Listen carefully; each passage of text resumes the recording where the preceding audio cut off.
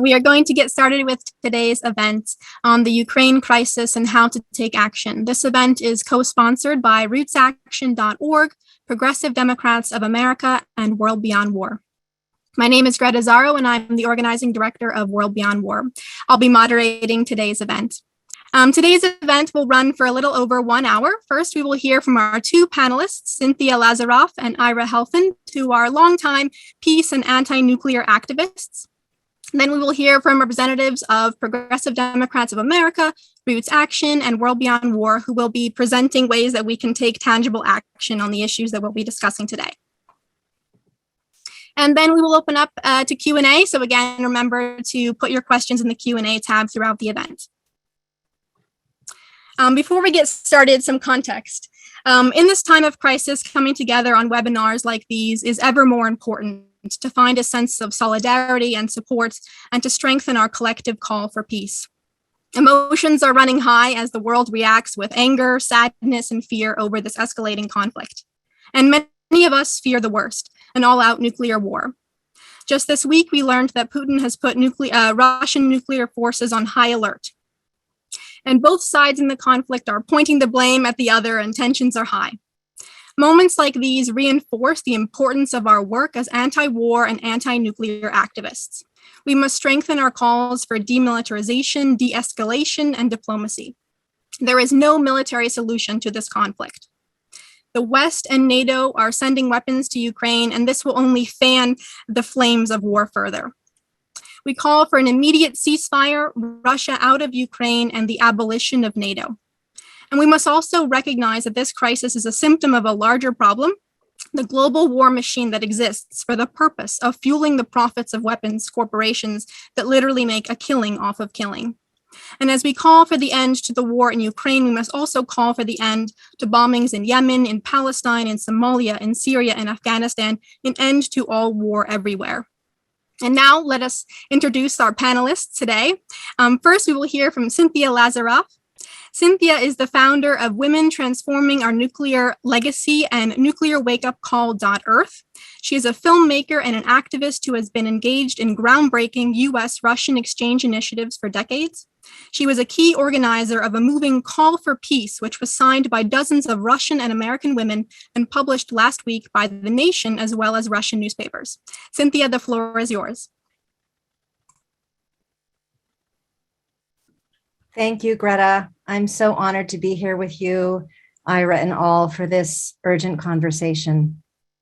I join you from the island of Kauai, beneath Kalalea, the mountain sacred to the Native Hawaiian people, the original stewards of this land. I know I'm not alone, but my heart has been breaking this past week. Today, my heart and prayers are with the people of Ukraine, those who are wounded, those mourning the loss of loved ones, with the mothers and children who have been hiding in bomb shelters for days, with those who have fled their homes and are displaced, and with all who are suffering and traumatized by this war.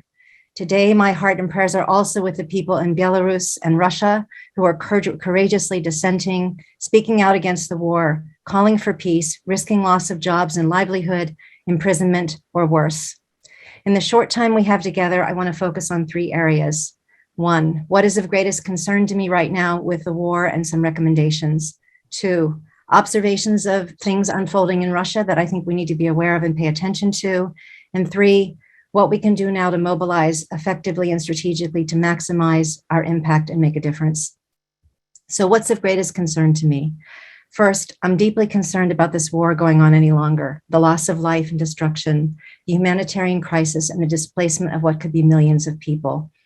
We need to call for ongoing negotiations and diplomacy. We have to do everything we can to give peace a chance and get a ceasefire. There's a lot more to figure out, but let's stop the killing. The Red Cross is operating on the ground in Ukraine. We can all send support there to other verified organizations addressing the crisis. At the same time, I think it's really important to step back and acknowledge the gravity of the moment we're in. We're in a moment of extremely high tensions, perhaps as high or even higher than the Cuban Missile Crisis.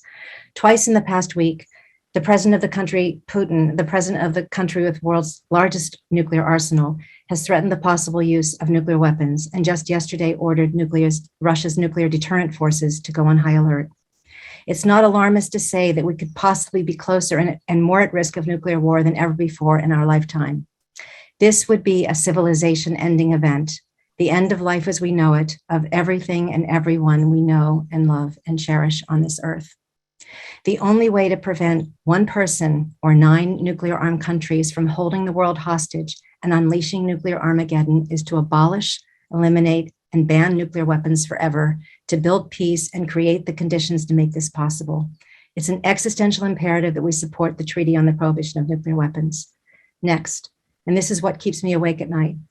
In this fog of war, what I'm most worried about is the increasing risk of an inadvertent escalation that could push us closer to the brink of unthinkable nuclear war. We're already too close. Things are moving so fast and furiously in this crisis. I am deeply concerned that events could spiral out of control and we could blunder into a nuclear war due to miscalculation, accident, or mistake. To add to the danger, the US and Russia do not have good communication channels in place. And in a moment of crisis like this increases the likelihood of miscalculation and escalation. I'm deeply concerned that certain diplomatic channels have been cut off.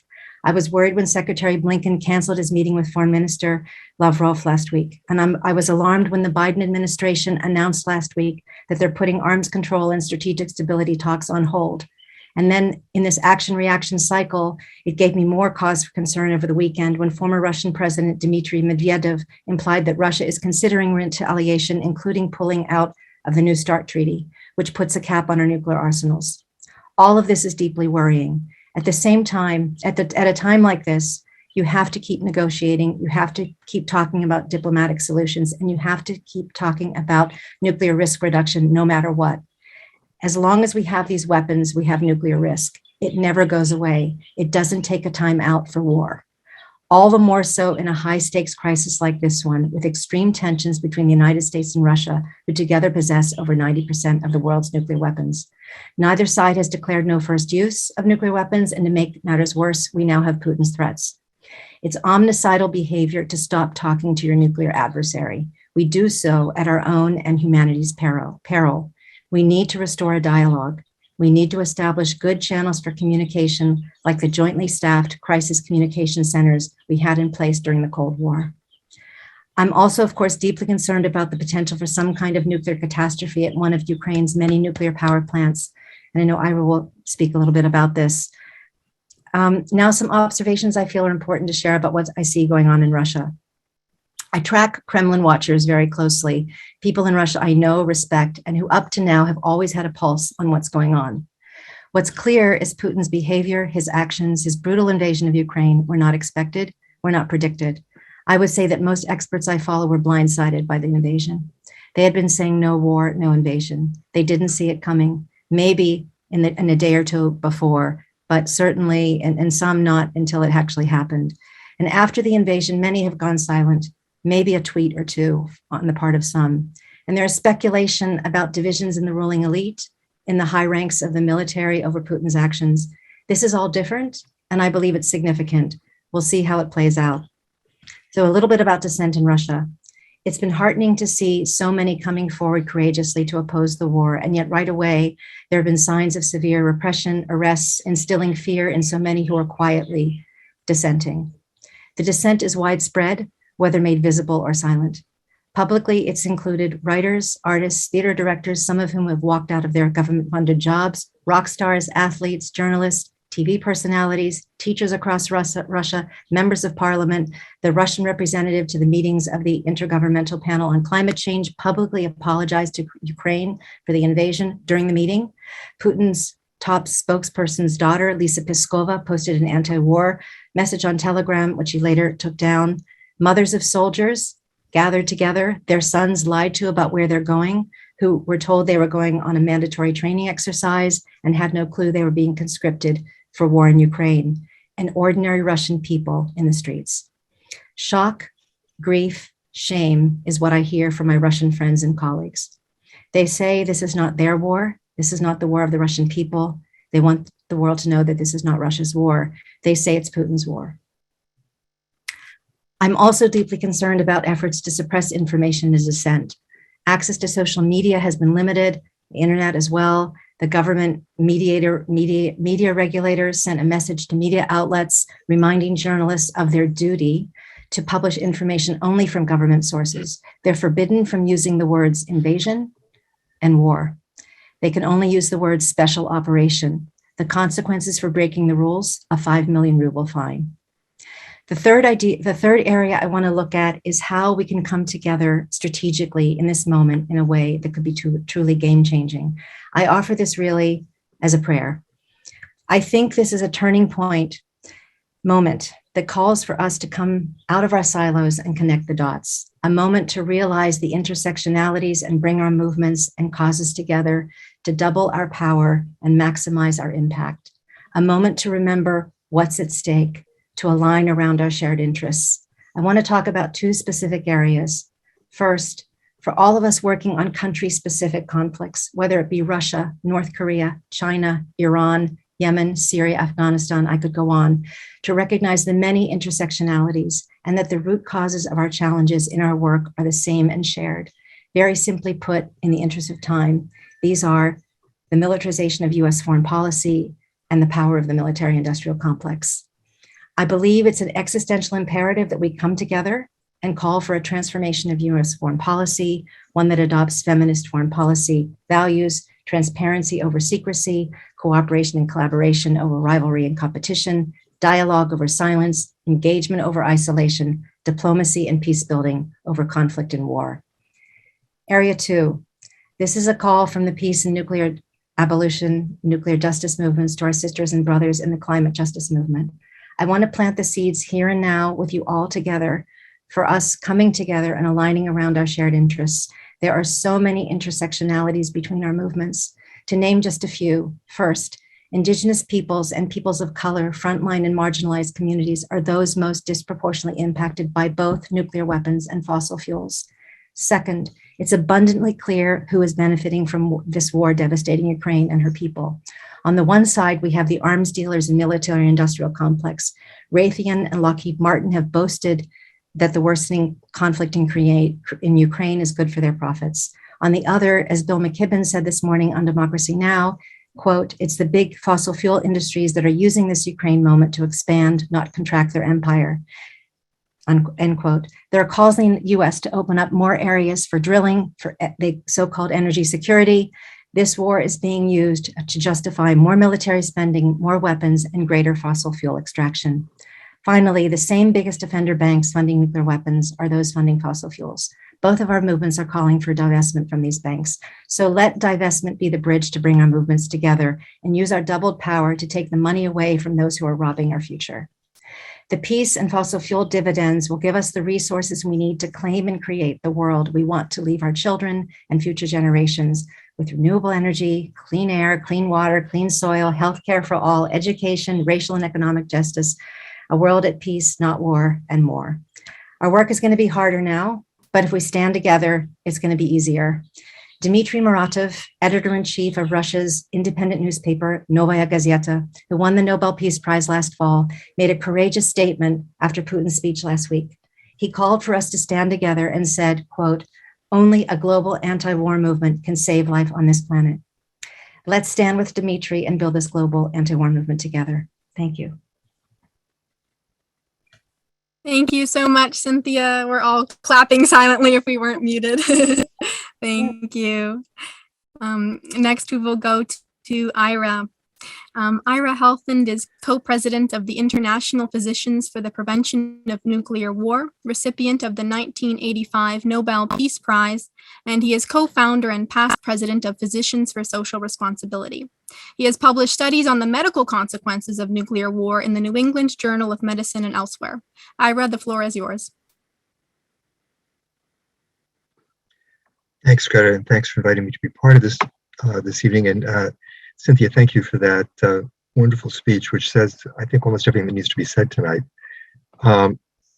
This is a very bizarre moment that we're in, that I think we're all having a great deal of difficulty adjusting to. Not only is the horrible war going on with terrible suffering and the potential for escalation to something even worse, but we're at a moment where the world is changing in a very fundamental way. The post-Cold War era, which we have lived in for the last 30 years, ended last Thursday. We are in a new place, And it's going to take us quite some time, I think, to figure out what that means and how we cope with it. The most immediate aspect of this, I think, is that we are going to have to, again, as a society, come to terms with the fact that nuclear war is a real threat. Many of us in the movement have been trying to convince people of this throughout the post-Cold War period, to help people understand that the weapons didn't go away, that they're still here, that they still threaten our survival. But, you know, the vast majority of people have not really believed that. In the 1980s, if you ask people what the big problems are in the world today, everybody said preventing nuclear war is their first or second choice for the most important issue. You posed that question 2 weeks ago. It wasn't on anybody's list. That is going to have to change. And it's going to be part of our job to make sure that it does change. What we are going through right now can and should be, unfortunately, a Cuban Missile Crisis equivalent for the generations that have grown up since the end of the Cold War, when they come to understand that nuclear weapons pose an existential threat to their survival, every bit as severe as the climate crisis, and perhaps more imminent than the climate crisis does. The danger was inherent from the moment that this crisis started to build last year, when the United States first started warning that Putin was planning to invade Ukraine. It became more intense last Saturday, 9 days ago, when Putin held, as this war was about to erupt, held nuclear drills, just to make the point that he had a big nuclear arsenal. And then it intensified further in the middle of last week, when he threatened to use these weapons if anyone interfered with his efforts to conquer Ukraine. And of course, it reached, for the moment, the high point yesterday, when he put his nuclear weapons on high alert. There are many ways that this crisis could, as Cynthia worried, spiral into an actual use of nuclear weapons. Putin could choose to use weapons deliberately on the battlefield if he feels that that's necessary to bring this invasion to a successful conclusion. Not terribly likely, but certainly something which we can no longer dismiss out of hand. His behavior over the last week and a half has made many people worry about his stability, and I think that's a legitimate concern, given the things he said and done. I kind of wonder how many hours he slept in the last 10 days, what that's doing to his judgment. That's one possibility. Another possibility is that there could be some kind of a false alarm. There have been many of these over the years, when either the US or Russia thought they were under strategic nuclear attack from the other side.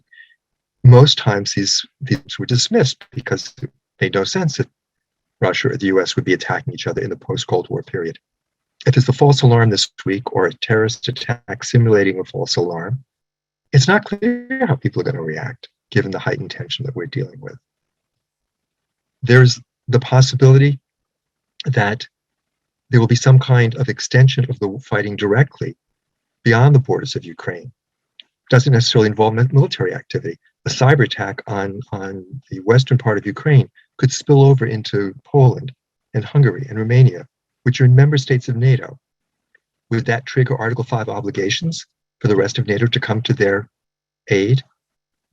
I'm not sure, but I think so. So there are multiple pathways that could lead to the thing which we have come to fear the most. And it is critically important that we understand this, that we communicate this. I think, frankly, there is very little that we can do. There are some things, we'll talk about them, but there's little that we can do to influence the immediate course of events. As Cynthia said, things are moving much too quickly. We have much less leverage than we need to bring about real changes in what's happening at the moment. But we have an obligation, I think, to take advantage of this moment, if you will, if we are lucky enough to survive it, to make sure that we are never in this position again. We can use this situation to get through to the vast majority of people who have not appreciated the enormity of the danger they face, and to mobilize them into a truly effective anti-nuclear movement that brings about the fundamental change in US nuclear policy that's necessary to move us off this point. I think in the short term, things are going to be very difficult.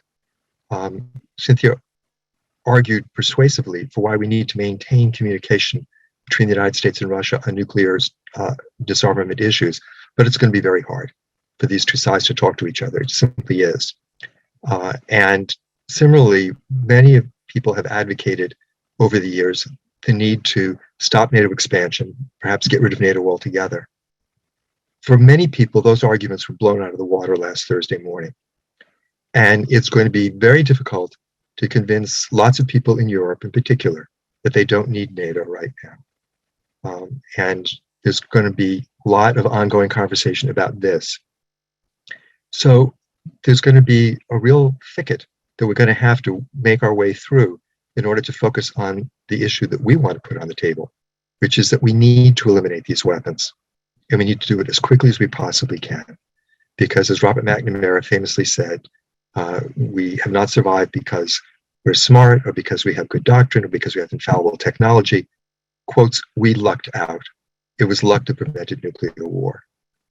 And we have been trying, I think, for the last 30 years to convince people that our luck is not going to last forever, that a hope for good luck is an insane substitute for an actual policy to protect people. Hopefully our luck is not running out in this current crisis. And again, if we are lucky enough to survive it, we need to have something totally different. At the moment, the United States, Russia, China are engaging in basically a gigantic global king of the mountain game. And it's all a zero-sum game competition, who's going to come out on top. And, you know, it is possible one of them will come out on top. But if things continue the way they are going, what they're going to come out on top of is a gigantic ash pile. We have enormous problems, the climate crisis, the potential for further epidemics, pandemics, the ongoing problems of racial and economic inequality, overpopulation. We have got to address these problems, and we can only do it if the United States, Russia, China, and the other major powers cooperate with each other and fundamentally transform their relationship from a competitive one to one of cooperation based on the understanding they're not doing this because they're having a kumbaya movement. They're doing this because this is practically what they need to do if this planet is going to survive. I think as I look at the future, I'm not sure if I should be optimistic or pessimistic. Obviously, we are in a terrible point right at the moment. The thing that gives me some optimism is the understanding that this is a problem which we have made ourselves. It's not like we're dealing with some natural problem, some natural force. We know how to dismantle nuclear weapons. We've dismantled tens of thousands of them. We know how to dismantle the 13,500 that remain. What we need to do is to summon the political will to do that. And I think that those of us in the peace movement need to demand that the United States government reach out to all 8 of the other nuclear armed states and begin as soon as possible negotiations for the verifiable, forcible, time-bound elimination of the remaining nuclear arsenals, recognizing that these weapons do not provide any measure of safety. Rather, they are the greatest threat to the security of all people. And our security concerns require that we eliminate these weapons as soon as we possibly can. It's possible the United States will reach out and the other countries won't respond, but we don't know that. And we have to try, and we never have. And I'm talking about the United States doing the reaching out because, frankly, I do think at this moment, the US is the most likely of the great powers to initiate this, although it's going to take a lot of work on our part for that to happen. In the 80s, it wasn't the United States. Obviously, it was the Soviet Union that reached out to the United States. Vladimir Putin does not seem to be the person who's going to initiate this conversation, and I don't think the President Xi is either. He may surprise us. But we're here in the United States. Most of us, our responsibility is to what our government does. And we need to focus like a laser on this government with the demand that it lead the way in pursuing the total elimination of nuclear weapons so that all nuclear armed states can accede to the Treaty on the Prohibition of Nuclear Weapons. And I would offer to people the vehicle for bringing about that fundamental change, the Back from the Brink campaign, which I think is geared specifically to bringing about this kind of change in U.S. nuclear policy. And would urge you to visit the website, www.preventnuclearwar.org. I would also ask that people consider signing on as an immediate thing that can be done. It must be done. A petition which IPPNW, International Physicians, has started on Avaz, calling on NATO and the Russian Federation in this current crisis to publicly and explicitly renounce the use of nuclear weapons. We need to raise our voice. Whether it will be heard, I don't know, but we need to raise our voice. That is our responsibility. And I'll put in the chat in just a minute the link to that petition that people can sign. And please sign it and share it widely with your networks and on social media. So I want you to take a big breath.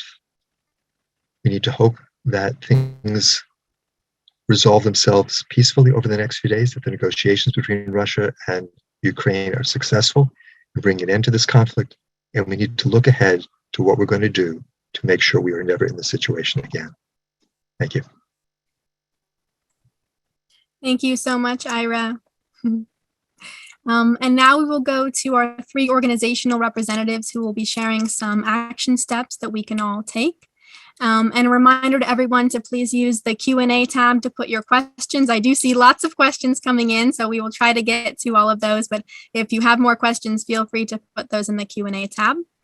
And a reminder that we are recording this webinar, and we will send out the recording to the registrants afterwards. And we will also include some of these important links in the follow-up email. So first, let's go to Alan Minsky, Executive Director for Progressive Democrats of America. Alan? Thank you so much, Greta, and thank you, Ira and Cynthia, for your powerful presentations. And, I just want to say that PDA, of course, was founded out of the Dennis Kucinich campaign in 2004. And among the mass membership progressive organizations, we're somewhat distinct in our focus on not just anti-war and peace activities, but also, along with our partners, of course, Role of Sanctions and World Beyond War, but also in focusing on foreign policy.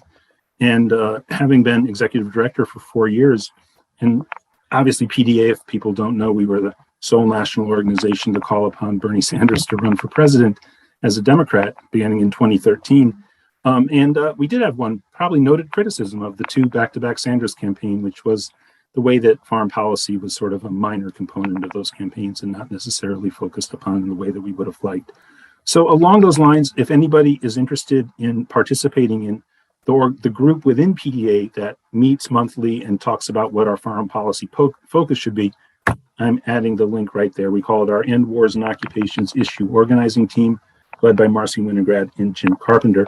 For those who really want to try to join us in being proactive about making an impact on U.S. policy, we have a program called our Congressional Liaison Program, in which actual constituents lobby their elected representatives, whether they're U.S. senators or they're Congress people, on policy.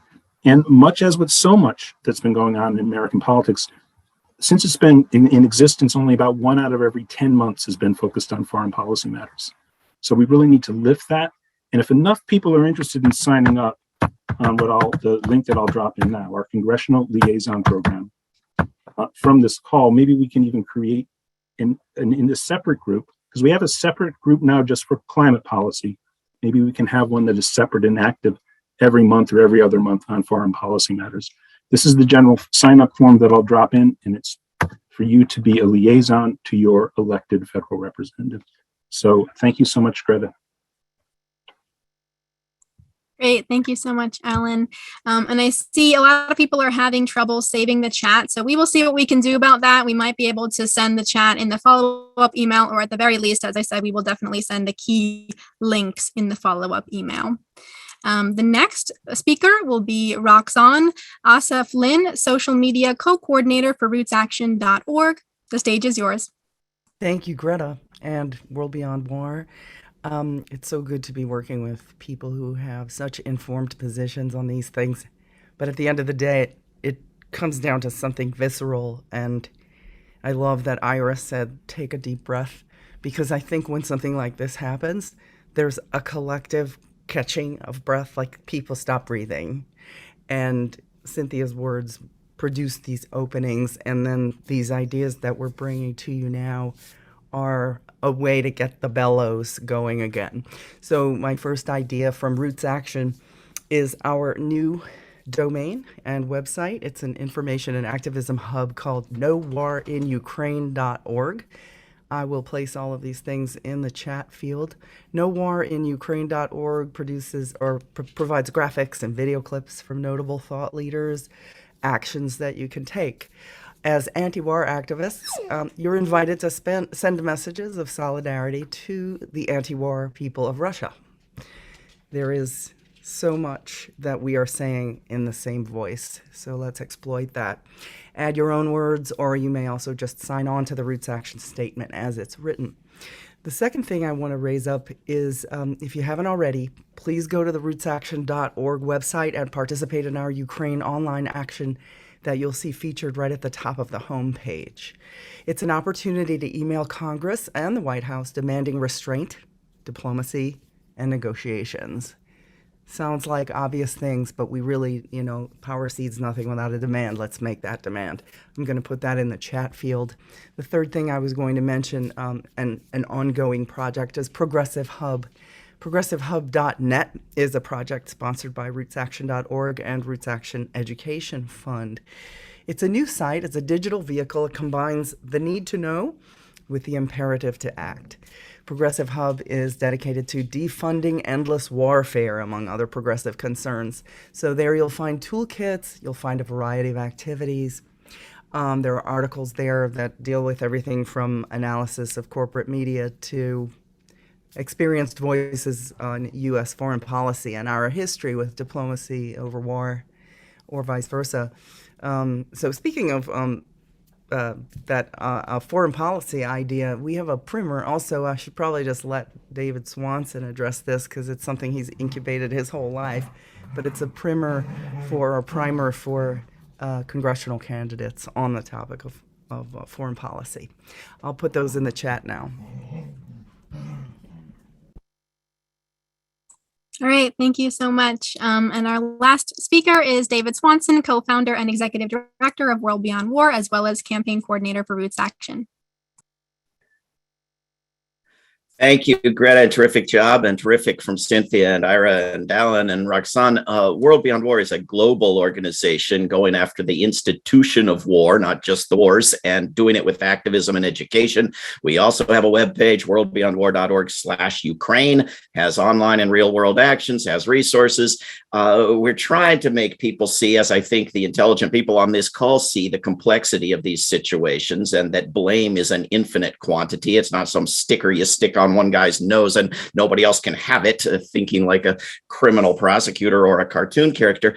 I think we have to use this moment to educate not just on nuclear weapons, but on war, the institution of war, the elimination of which may be required to get some nations to give up the nuclear weapons. And of course, refusing all war may sound crazy to some people, but when the only alternative is eliminating all life on Earth more quickly than climate collapse can do it, which is preferable? I think that we are likely to be having a webinar some years hence, if we're still around, with some brave, courageous whistleblower who headed over from the United States to help out in Ukraine and get a free rifle, and discovered that his US tax dollars had paid for the rifle instead of giving him a decent education and a decent life. And he found out he wasn't bringing peace and prosperity and democracy to Europe. Better to understand this now, better to understand the financial and bureaucratic forces that have created this conflict, some of the same ones that claim to be solving it, and to scale them back and transition and redirect our resources into something useful and life-preserving rather than apocalypse creating. So thank you to all of you who are talking wisdom in this time of madness. Thank you, David. And now we have about 20 minutes or so for Q&A. We have tons of questions that have been coming in through the Q&A box. Feel free to keep putting them there. We will try to get to as much as possible. And I want to empower all of our panelists and organizational representatives. Please feel free to unmute yourself and answer the question. If you'd like to chime in, you can just unmute or wave your hand around and I'll call on you. So the first question, and this is something we were just talking about at World Beyond War today, is about the role of sanctions and whether you think that sanctions are appropriate in this case or not appropriate. And there's talk of the use of smart sanctions, which are targeted to specific people, such as the sanctions being targeted to Putin. And then there's broader sanctions targeted towards whole populations. So yeah, if the speakers could speak about the role of sanctions and what you think that could play in the situation.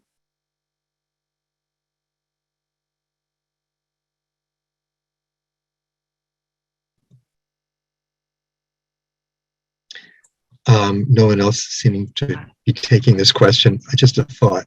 I mean, sanctions have been terribly abused by the United States in particular over the years, and had caused terrible hardship and suffering for people in many countries. I think in the current crisis, there is potential for that, surely, but there aren't a lot of alternatives. I think we need to applaud the Biden administration for stating very clearly, very early on in this crisis, that the United States would not put troops on the ground in Ukraine. And I think it was an important de-escalatory step that the administration took. Similarly, when the Russians put their nuclear forces on high alert yesterday, NATO and the United States responded by doing nothing, which was just the right thing to do, and an important de-escalatory step. I think there needed to be some response. The US administration correctly told the world for months that this invasion was coming, and there needed to be some response to it. Whether the sanctions that have been put in place will be effective, whether they will be as targeted as they are reportedly trying to be, we'll have to see. But I think it's wrong to a priori condemn the position of sanctions at this point, because I don't know what else it is that the rest of the world could do in this situation in the short term, and I don't know what effect these sanctions are going to have. But hopefully that they will have a positive effect on convincing the Putin administration, or Putin himself, since he's a one-man administration, apparently, to negotiate a settlement to this conflict. I will add to that. Yes, I agree with everything that Ira has said. I think that in general, I think sanctions are completely overused. They're a failed policy. They're, I've heard experts say that U.S. is, having an affair with sanctions, that we're married to sanctions. But I think in this situation, it was on the part of the Biden administration, it is an act of restraint. And I also will say that I've heard different points of view from people in the communities that I'm talking to. One is that it's definitely going to impact ordinary people, and it already is. So there is going to be a humanitarian impact on people. On the other hand, there's talk that this will encourage people to be more likely to protest the war. So I think that there are different points of view, even within Russia at this point, about the sanctions. There's fear because they're going to really hurt. But I do think that they are a way in this situation. It's very volatile. Some response had to be done, and I agree with Ira that this is so much. This is restrained under the circumstances, and not sending troops in, which is what we want to avoid at all costs at this point. So. All right, let's move on. We're getting several questions about the nonviolent resistance happening in Ukraine and in Russia, and whether our panelists could speak more about that resistance that's happening, and not just what actions are happening, but how can we better support those protesters in Ukraine and in Russia? How can we support them when we know that, we're hearing reports of those nonviolent protests being silenced?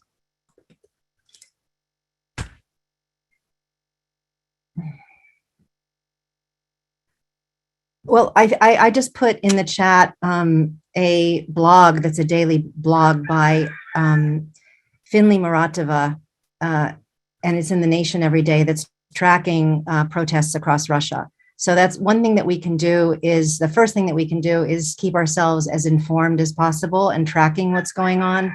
That's the first thing.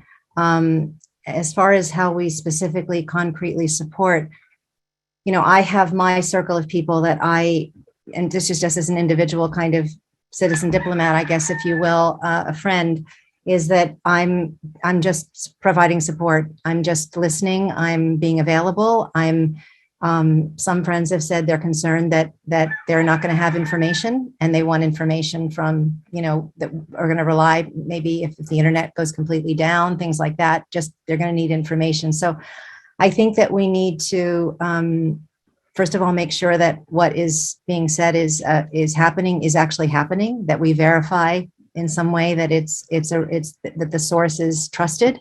That's number one, because there's so much misinformation, as there is about everything right now, about this war out there. Fake pictures from one side and the other. It's a mess. So I think verifying the information, I think educating ourselves. Again, I just put the blog in the chat, making ourselves available when we can to communities that are asking for support, publicizing what's going on, letting people know there are a lot of people in the United States who I am hearing are inspired to know that there are people who are protesting there in Russia. So, and in Belarus. I want to bring up Belarus because it's such a repressive regime as well, and so aligned at this point with Russia. And it's really an act of incredible courage in both countries now to stand up and dissent. And there are very courageous people standing up in Belarus. And before this war broke out, my Russian friends, human rights people, activists, etc., we're more concerned about things, how hard it was in Belarus. So it's really an act there as well. And I think it's important to track what's going on in both countries and offer whatever support we can. I don't know of any specific ways to get concrete support, but I think publicizing, standing in solidarity, letting them know that we see them and we support them, and we're applauding their courage, and all of that, feeling that support from us at a time when they're feeling so much grief and shame. I mean, I've had Russian friends call and just weep to me, and it's been heartbreaking, just at their shame and their pain about the situation. So I think that in whatever ways we can creatively do that, people to people, publicly, will be really appreciated.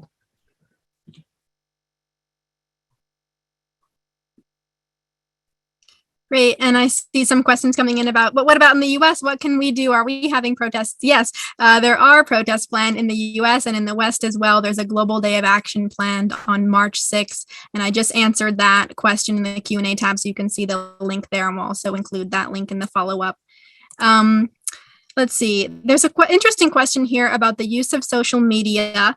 The question says, I have hesitated to post sunflowers or the colors of the Ukrainian flag out of concern that this might inadvertently perpetuate a good guy, bad guy, dichotomous mentality. But I also believe such symbols are powerful. And I've heard this from others too today, even that, the flag is being used, for example, by some neo-Nazis. So people are not sure, should we be posting the flag? Should we not be posting the flag? How can we use these symbols? Should we use these symbols? Is there a way to use them, but kind of provide more context? Any thoughts about that? I think all over the world, people have been rallying to the defense of Ukraine, which has just been invaded. And I think we should do that.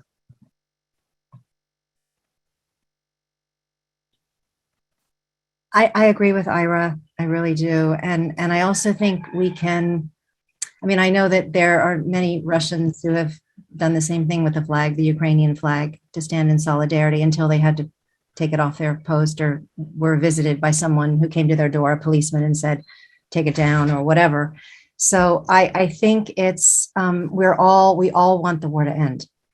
That doesn't mean that we're condoning anything that we're doing that we don't like in this country or whatever. But at this moment, the priority is stopping the killing and preventing a nuclear war. It's like we have to get a ceasefire. That's the highest priority. There's going to be very complicated to work out any kind of agreement, but at least let's stop the war and the killing. Let's start there, and let's stand in solidarity with those who are being invaded. And we're standing with everyone right now. You know, we're against all wars, so we have to be against this one. You know, we have to be against this war, and that's a way to show our solidarity. You know, the huge numbers of people in Russia who are showing incredible courage, calling out their government on this issue. The million people who've signed a petition, a million people in Russia signing a petition, demanding that their government stop this invasion. There is a side which is primarily responsible for what is happening this week. And if people in Russia can recognize what their government's doing is wrong, I think we can say it as well, and we should. Doesn't mean that, as Cynthia just said, it doesn't mean that NATO and the West has been blameless in the lead up to this. Right. But what's happened over the last week was decided on by one man. And we should support the people in this country who are calling them out for it. Roxanne, did you want to chime in? Just briefly, as the person at Roots Action with a finger on social media all day, every day, and that question specifically mentioned social media, my first reaction to seeing that flag was to conjure the voices around me that are more nuanced and more seasoned on the topic. So I thought it was overly simplistic, but then I realized in the classic sense of, in communication theory, it's called the second order system. When you have something that had one meaning and now it's deferred to something else. It is an anti-war symbol right now, and it's good if we have the vast majority of people jumping on that bandwagon.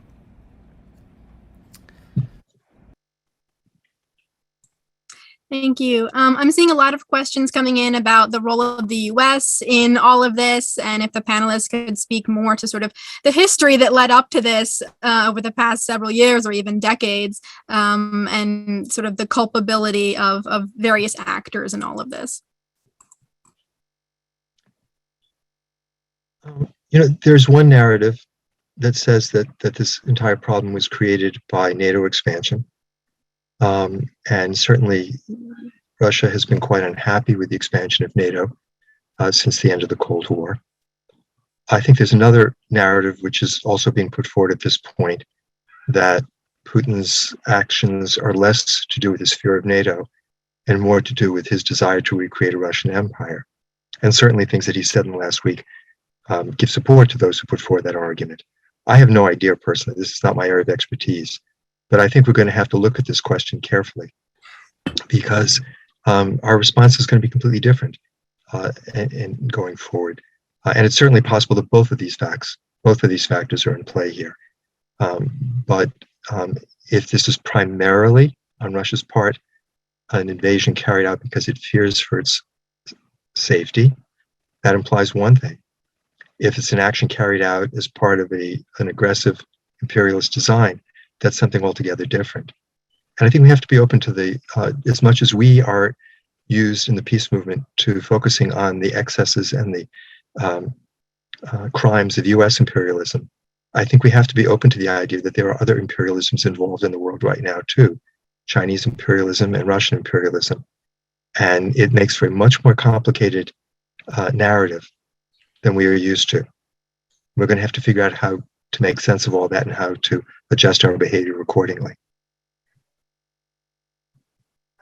They're very wise words, Ira. Thank you for those. And I think, you know, there's no question that, I mean, I was in Russia and the Soviet Union from the late 70s through the 1980s and early 90s. And, you know, there's no question that if you look at the historical context of how this has evolved, and the promises that were made to Gorbachev when he allowed the reunification of Germany to happen, when he was in those negotiations, and he was promised that if he allowed that to happen, NATO would never expand 1 inch to the east. There was a betrayal that happened. And, you know, we can spend the time talking about that, and we need to look at that. We need to have that historical context. But to what extent the refusal, the dismissing of Russia's expression of security concerns that were ignored for all these years, to what extent that has played into the behavior we've seen in the last week is something that needs to be really explored and analyzed and figured out. But in this moment, as Ira has mentioned, it was a game-changing moment last week in terms of, not in terms of the history and not in terms of the seeds that were planted for what we're seeing today, but in terms of where we are in this moment and not really knowing where the end game is, what Putin's end game is at this point. We don't know where we're going from here. No one, as I said, the experts said, no way is he interested in Kiev. No way is he interested. If at all, it would be the breakaway publics in the Far East and maybe in the South, but not Kiev. So this is we're in new territory. We don't know, and we don't know who we're dealing with either. So I think that we're going to have to reckon with NATO expansion. We had an opportunity at the end of the Cold War. Gorbachev had put out at the UN as the idea of, there's no more Warsaw Pact. Why do we need NATO? Why don't we have a collective security architecture for Europe? We're not threatening each other anymore. We had that opportunity. We really ignored that opportunity, and we took advantage of Russia's weakness. And that's all part of history, and it's very painful. That being said, we're in a moment now where we have to deal with what we're seeing unfold and in real time, and go from there. Another interesting question, I think this especially appeals to both of your backgrounds in anti-nuclear struggles. In this time of crisis, or in general in times of crises, should our ask be no first use or no use ever of nukes? And how important is this ask compared to other things that we have been focusing on, like an immediate ceasefire and negotiation? I think at the current moment, the demand that NATO and Russian Federation both clarify and pledge that they will not use nuclear weapons in this conflict period is very important. I don't know if either side will make such an assurance. If they fail to, I think that's going to be something which tells us a lot about where their thinking is, and will perhaps expose to people the need for getting rid of the weapons altogether. If we can't even get them to pledge they won't use them. Ultimately, I think we need to be focused on the elimination of these weapons, because if you get through this crisis, there are going to be other crises. There's a looming confrontation between the United States and China over Taiwan. There are other things. There's ongoing conflict between India and Pakistan, which are both nuclear armed and have nuclear arsenals capable of destroying the entire human civilization. We need to get rid of these weapons altogether. But right at the moment, I think what we really should be seeking, and that is the subject of the IPPNW petition on Avaz, a pledge from both sides that they will not use nuclear weapons in this conflict.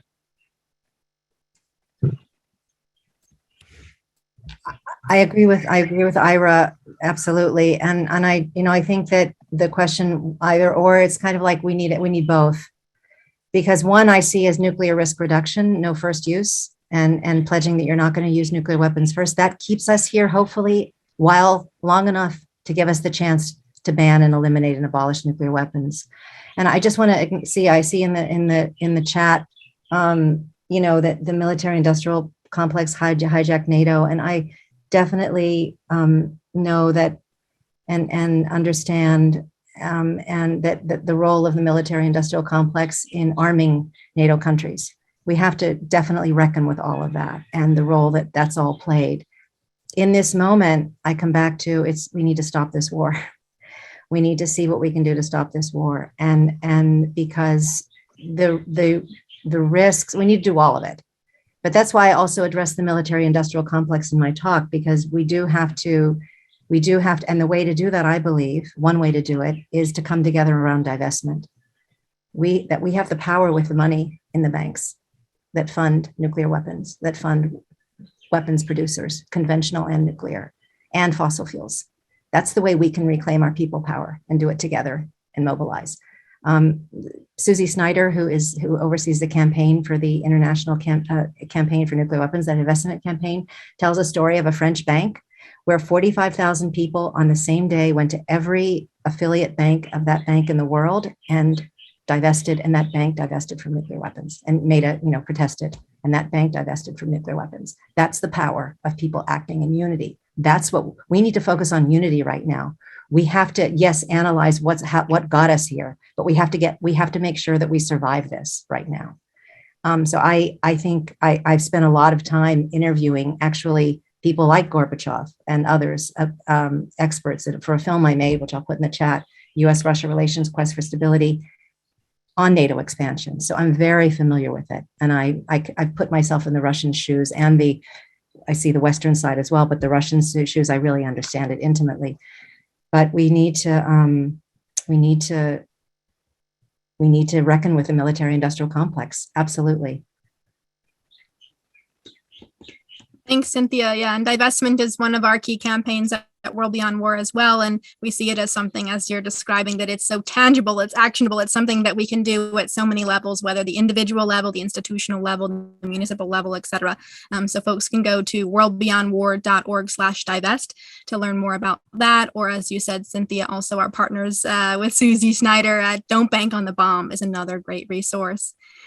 We are almost done with this event. We are at 9:01 p.m. Eastern time. There are so many questions. We will not be able to get through all of these, but I really appreciate the dialogue going on in the Q&A and flying in the chat. I wanted to get to one more question that's come up actually from a few different people, which is kind of a combined thing of, should the UN be playing a bigger role in all of this right now? And second of all, should faith communities be playing a bigger role? And particularly, a few people have asked about the role of the Pope in potentially intervening in this kind of crisis.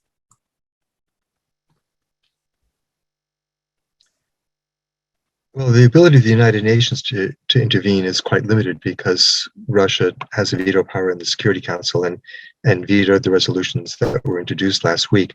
There was an emergency session of the General Assembly convened today to consider a resolution demanding an immediate ceasefire and the withdrawal of all Russian forces. I don't know what happened at that session. I don't know if anybody else on the panel does know what the result of that meeting was, if they passed a resolution or if the discussion is ongoing at this time. But, this has been the history of the United Nations. It's very hard for it to take decisive action because of the veto power in the Security Council. Yeah, the structure of the United Nations is, with that Security Council, the way it functions is flawed in terms of what's needed, I think, in general right now. But they're certainly making calls.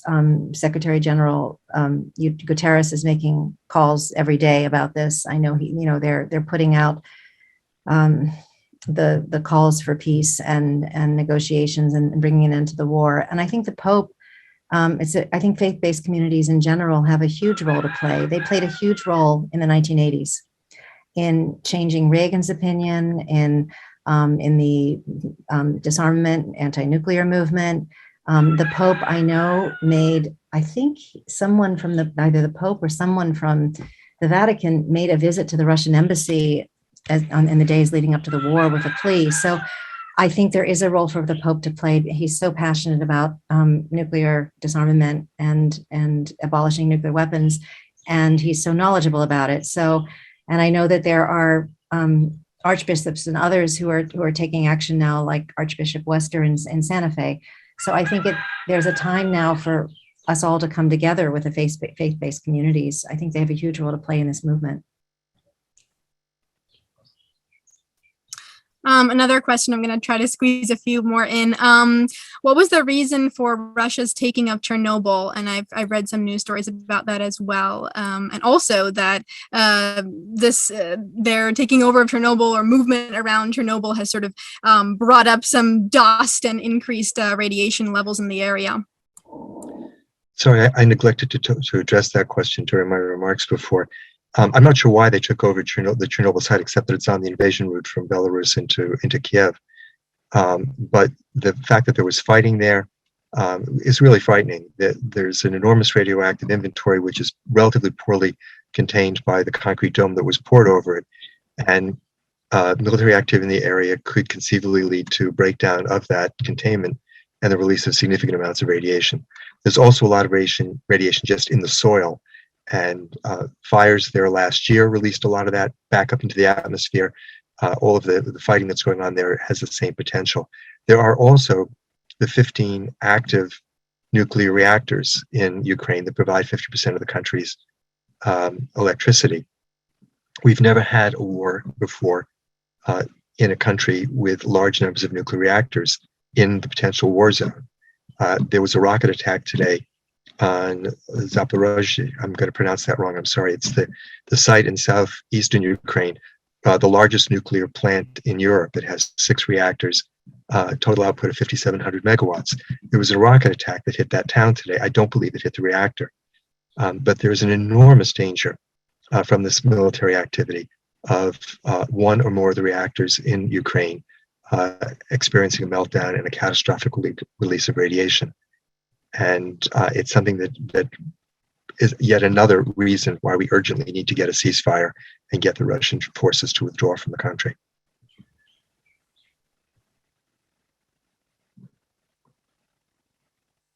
Another question here, and a few people have asked similar ones, is basically who might be a trusted broker for peace between Russia, or why would Putin eliminate weapons right now? Like, what can we offer? What can we put on the table, or how can we appeal to him to prompt him to put down weapons and retreat?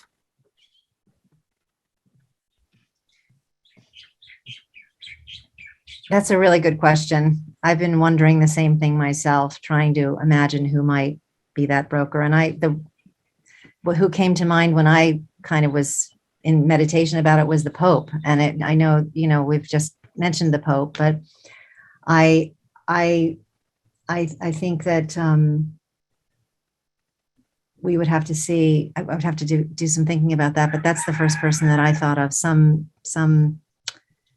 spiritual figure that he might respect and receive, I think would be a possibility.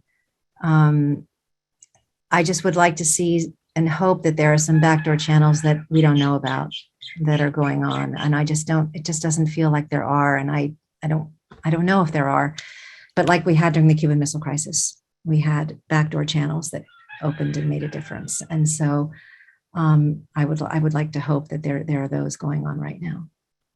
I mean, there is communication. Obviously, Russian and Ukrainian delegations met today in Belarus on the border, and they're scheduled to meet again, I believe, tomorrow. They all speak Russian. They have long years of contact with each other. There is communication there. I think that the question is, what is going to change Putin's thinking? He made this decision to launch this war. What is it that's going to make him feel that this is something that he needs to stop? And I think really it's only going to be if he feels that the price he is going to pay for continuing the war is not worth what he hopes to get out of it. And that goes back to the sanctions question that was raised earlier. It goes back to the development of significant unrest within Russia that Cynthia talked about before, and whether these factors can convince him that the price is just not worth it. Short of that, I don't see any reason why he's going to stop what he's doing.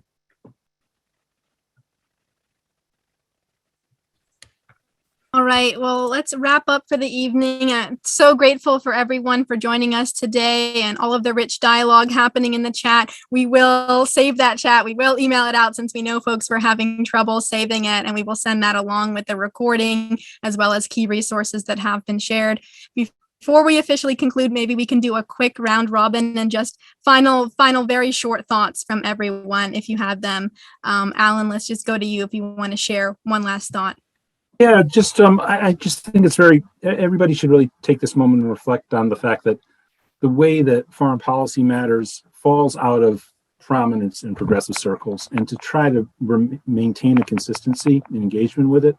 And so I really encourage organizations to follow. By the way, Progressive Hub is amazing, from Roots Action, everything coming out of World Beyond War. And if you're members of PDA, by all means, track what we're doing and encourage us to lift up our foreign policy related activities. And we are, in what Ira said at the top, possibly a geopolitical reconfiguration. And I think the vision that Cynthia presented in her talks too of an alternative approach to international relations one grounded in pacifism and feminist ideals, would be a brilliant thing to promote, and I think would have incredible traction around the world. And for whatever reasons, the progressive left has been really shy about presenting that and lifting that up in recent decades, and I think we have to change that equation. So thank you. Thank you. Roxanne? Just want to thank Alan Minsky and Progressive Democrats of America for the collaborations through the years and just for raising up the voice of Roots Action and Progressive Hub. I just want to make sure that we feel like we've addressed the many calls for addressing the United States' role. If you go to those links that I provided, and I'll just click it right there and show you again, you're going to find a lot of think pieces on that very topic, and it'll be clear that you're in good company. So please don't think that we are giving the United States a pass, and let's keep working together. Thank you. And David? I think we should try. It's very hard, and it's hard to know exactly what bit of everything is true and what is exaggerated. But I think we should try to remember that part of war propaganda is always reducing an entire country and government to one person. And part of war propaganda is always hyping the ancient identity nationalistic stuff. And when you got the one from the US and the other from the Russian side, and you put the two together, well, everybody thinks this is all Putin and his nationalism, and that explains everything. But it was the parliament of Russia that compelled him to recognize the independent republics. This was a government that for months had been making very reasonable demands, the exact same demands the U.S. made when Soviet missiles were in Cuba, the exact same demands the U.S. would make if Russian missiles were in Canada. I've never seen a war without the nationalistic nonsense. I'm not convinced. If that was the explanation, why not last week, last month, last year, last decade? Why now? Why after the NATO buildup and the conflict and the tensions? So I think we should have an open mind about the possibility that we're dealing with rational people in corrupt systems, and that we need to encourage more rational behavior and support nonviolent non-cooperation in Ukraine, and not play any part in any side of the hostile violence and madness that is engulfing the world. Thank you, David. Ira, any last thoughts? Yeah, I don't want to get into a back and forth on this with you, David, but I have to say I'm much more in line with all the people I know in Russia who are saying this is not Russia's war, this is Putin's war. We do not want this. And I think that's true. I don't think the Russian people do want this. I think this has been foisted on them, just as many of our wars have been foisted on the American people. The thing I would say in closing is simply this. The situation is terrifying. It's the scariest rush with nuclear war we've had since the Cuban Missile Crisis. It may turn out to be even more serious than the Cuban Missile Crisis. There's nothing in my lifetime which has underlined more powerfully the need for us to mobilize ourselves and do everything we possibly can to eliminate nuclear weapons. And I hope that will be the outcome from this, a renewed, invigorated movement to make the world safe for our children. Thanks. Thank you. And Cynthia? Yes, I just want to say that my prayer is that to build on what Ira just said, my prayer is that this moment becomes an awakening. I went through the Hawaii false alarm, and that became a huge awakening for me. My life has never been the same since. That's why I'm here today. And my prayer is that this moment can be that turning point moment for us to transform our foreign policy so that we never are here again, to find a global security architecture that would work, where we come together. I mean, it's just, and to really mobilize, as Ira said, this is a moment to mobilize and to wake up to the very real danger that nuclear weapons pose. And to absolutely, it's an existential imperative that we come together to eliminate them, because as long as we have them, they're going to be used sooner or later, as long as we have them. It's just a matter of statistics. If they exist, they are likely to be used, whether by accident, miscalculation, mistake, or intention even. So we have to eliminate them. I echo what Ira said. And divestment. Great, thank you. Well, that's a wrap, everyone. And thank you again to our sponsoring organizations, rootsaction.org, Progressive Democrats of America, and World Beyond War. And thank you everyone for joining us. We hope that you'll join us for the Global Day of Action coming up this Sunday, March 6th. Again, we will send out the recording afterwards. We will send out the chat, and we will include the key links as well that we've shared.